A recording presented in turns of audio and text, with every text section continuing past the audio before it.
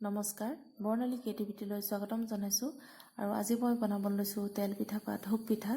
আৰু ধূপ পিঠা বুলি এইকাৰণে কোৱা হয়, তেলত দিয়াৰ লগে লগে পিঠাখন ধূপৰ দৰে ফুলি উঠে। আৰু বিহুৰ সময়ত সকলোৰে ঘৰতে এই পিঠাখন বনোৱা হয়। আৰু এই পিঠাখন নহ'লে বিহুটোৱে যেন আধৰুৱা হৈছে এনেকুৱা যেন লাগে। আৰু আজি এই পিঠাবিধ বনাবৰ কাৰণে মই লৈছোঁ 3 কাপ ভাত খোৱা চাউলৰ পিঠাগুড়ি আৰু আধা কাপ লৈছোঁ আটা। আপোনালোকে আটা নহ'লে ময়দাও ল'ব পাৰে। আৰু অকণমান লৈছোঁ নিমখ, মিঠাটো বেলেঞ্চ হ'বৰ কাৰণে। আৰু লৈছোঁ 3 ভাগৰ 1 ভাগ বেকিং পাউডাৰ আৰু সম পৰিমাণৰ লৈছোঁ বেকিং ছ'ডা। আৰু গোটেইখিনি ভালকৈ মিক্স কৰি লৈছোঁ। আৰু এতিয়া বাতি গুড় এটা চচপেনত দি তাত আধা গিলাচতকৈও অলপ কম পানীত উতলিব দিছোঁ। আৰু গুড়ৰ চিৰাপখিনি ভালকৈ ডাঠ হ'ব দিছোঁ।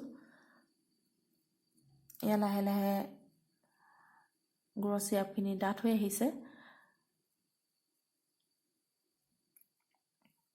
আৰু এতিয়া মই এখন চাকনিৰে চিৰাপখিনি চাকি ল'ম। আৰু চাকনি এইকাৰণে চকা হয় যে তাত কিছুমান লেতেৰা পৰি থাকে। এতিয়া মই অলপ দেৰি চিৰাপখিনি ঠাণ্ডা হ'ব দিম। আৰু এতিয়া ঠাণ্ডা হ'লত চিৰাপখিনি লাহে লাহে দি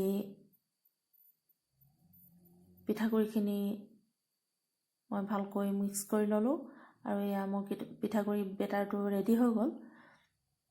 আপোনালোকে চাব যাতে পিঠাগুড়িখিনি ভালকৈ ইমান ডাঠো নহয়, ইমান পাতলো নহয়।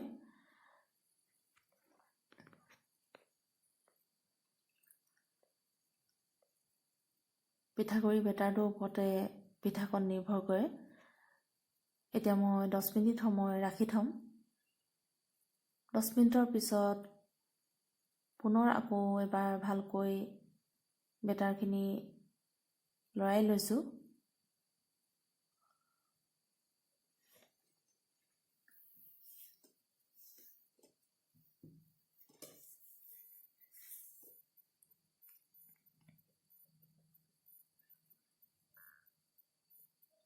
এতিয়া মই গেছত এখন কেৰাহী পাতি লৈছোঁ আৰু তাত অলপ মিঠাতেল দি লৈছোঁ।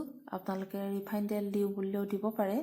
আৰু এই পিঠাখন বনাবৰ কাৰণে তেল অলপ সৰহকৈ দি ল'ব লাগে।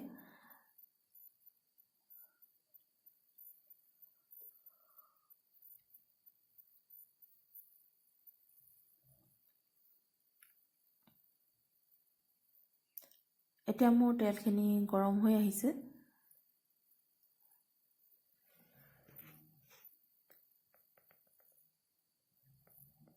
এতিয়া মই প্ৰথমখন পিঠা বনাম।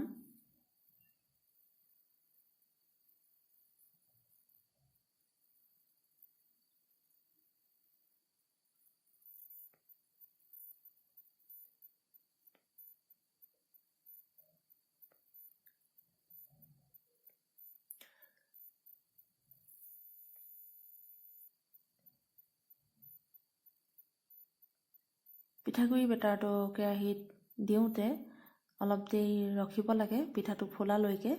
এয়া দেখিছে পিঠাখন ভালকৈ ফুলি আহিছে। এতিয়া হেতাখনে লাহে লাহেকৈ লৰাই দিছোঁ।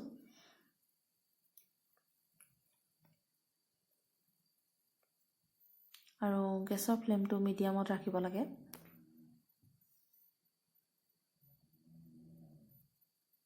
এয়া দেখিছেনে পিঠাটো বহুত ধুনীয়াকৈ ফুলি উঠিছে। পিঠাগুড়ি বেটাৰটোৰ ওপৰতে পিঠাখন নিৰ্ভৰ কৰে। কেতিয়াবা কিছুমান পিঠা নুফুলিবও পাৰে, সেইবুলি মনটো বেয়া কৰিব নালাগে।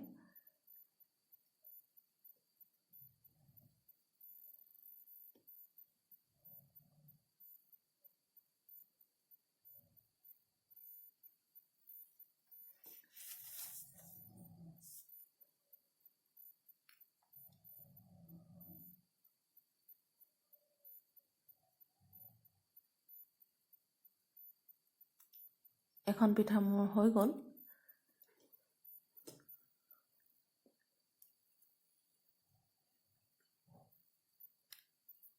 এতিয়া মই দ্বিতীয়খন পিঠা বনাইছোঁ। এয়া দেখিছেনে কিমান ধুনীয়াকৈ ফুলি উঠিছে।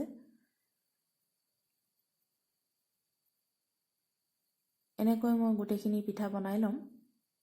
আৰু আপোনালোকে ভিডিঅ'টো চাই কেনেকুৱা পাইছে কমেণ্ট কৰিব, চেনেলটো লাইক কৰিব, লগৰ বন্ধুসকলৰ লগত শ্বেয়াৰ কৰিব আৰু চেনেলটো ছাবস্ক্ৰাইব কৰিব বুলি আশা ৰাখিলোঁ।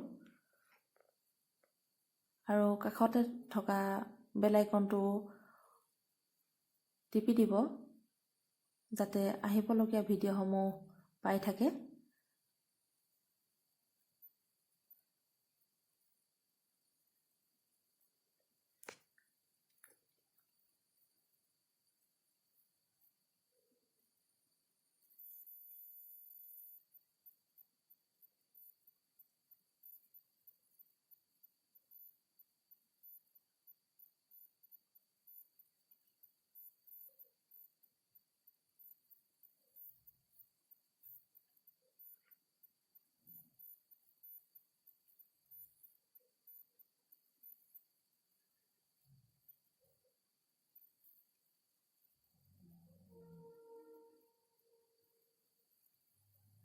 এয়া মোৰ 2 নম্বৰ পিঠাখনো হৈ গৈছে।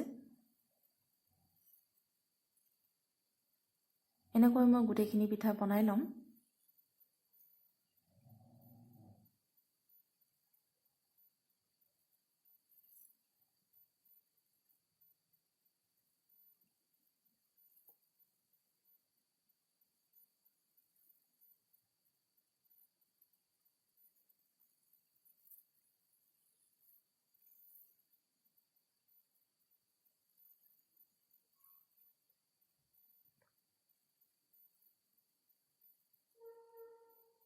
এইখন পিঠাও ধুনীয়াকৈ ফুলি উঠিছে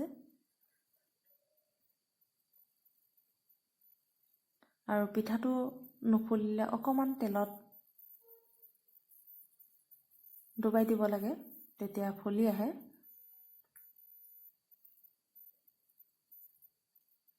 আৰু হেতাখনে লাহে লাহে লৰাব লাগে।